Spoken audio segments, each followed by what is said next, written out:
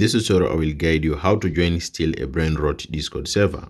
If you found this video helpful, please consider subscribing and liking this video. Now select this plus symbol on your Discord, whether on PC or on mobile. So select this plus symbol.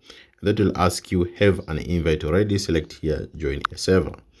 Now on the invite link section, just type these words, which is G, C exactly as it has been written here, and then X, and then Z in capital letters, and then D, G, and then U9JE. Now after typing this invite link exactly as it has been written here, select join with invite link. Now it will ask you, do you want to join this still a Brainrot? Just accept the invite, and that's how you join still a Brainrot Discord server. Select on the verification and then follow the instructions to verify yourself. So since it's very important, in order to view some of the servers here, you have to verify yourself.